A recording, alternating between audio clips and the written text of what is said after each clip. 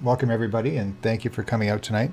Hopefully I can get through this fairly quick, and if you have any additional questions, basically I will touch on those at the end. I've got a few questions that I've been receiving from quite a few different people that I've got lined up that I'm just going to answer really quick, and I'll go through a few different topics. So let's get started and see what we can do here.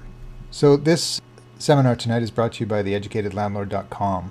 Theeducatedlandlord.com is an extension of my other websites and is going to be more of a compilation of information for people who are landlords, are learning to become landlords, and might be ideal for many of you on the call here tonight. So if you have some time, pop over there and visit. You'll find a lot of the tips that I may have sent out to you already in emails, and some new ones will be popping up there continuously. And it's also where you'll see a lot of these recordings showing up. So be sure to register on there as well to get updates on upcoming training and other tips. So today's session is going to cover some of the common landlord questions. So recently I sent out an email to a bunch of my subscribers and asked what questions many of you had.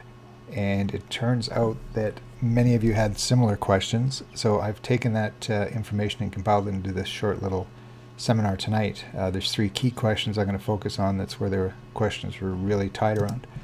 So to start out with, one of the big questions that pops up is property management. A lot of the landlords I talk to have had problem tenants, and basically they're just tired of dealing with tenants, and they're wondering if property management is the way to go. And for some it may be. So what I've created here is a quick little list of pros and cons. These are my thoughts on the pros and cons of using property management. And we're going to start with the pros. So the big pro is you don't have to deal with the tenants. If you've already had problem tenants and you've had a bunch of issues dealing with tenants, the last thing you want to do is continue to run into these same problems. And whether the market's not quite ready to sell your property, or you understand that it's a good vehicle as an investment and just want to hang on to it, just don't want to deal with the headaches, having a property management company deal with the tenants can be a good thing at points.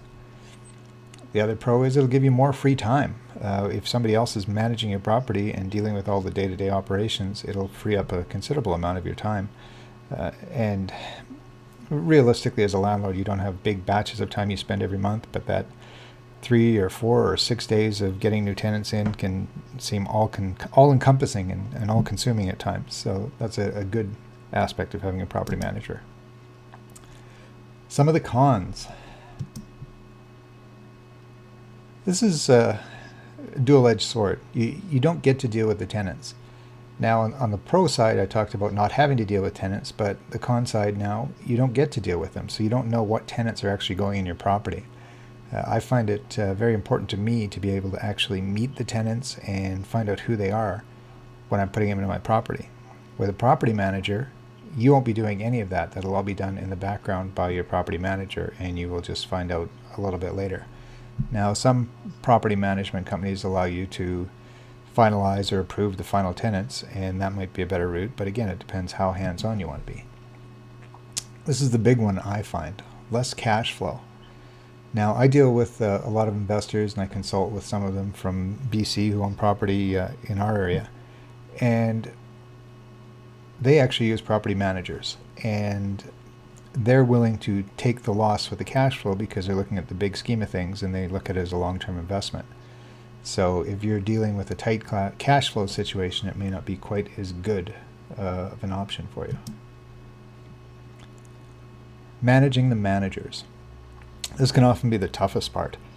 I've again talked to many of these out of the area investors and property owners, and some of the hardest problems they run into are having poor property managers, or staying on top of the property managers, or trying to determine what they're getting charged for sometimes. A lot of the property managers, they do a standard 8 to 12% monthly charge, whether the property is vacant or not. And then there's all kinds of what's called a mystery charges that may appear. And this again isn't all property managers, but it does occur with some of them where you get extra charges for everything from screening tenants to credit apps to running ads. It all comes basically out of your pocketbook. It would normally, but now there's typically a little bit of extra cost added on as they've had it. So that's using a property manager, the pros and cons. So what about managing your own property? Well, here we come back to the tenants. And in my opinion, this is probably the most important part, dealing with the tenants. I find it's very important to know who I have in a property, and if they know me, I can have a better relationship with them. It gives me a little better control of the property. It allows me to know what's going on. I've got a good feel for the tenant after going through all the screening that I talk about in some of my other webinars. After spending some of the time with them to understand who they are, it just gives me more control. With the property manager, I may not even see inside of the property for 6 months or a year, which is not necessarily something I really like.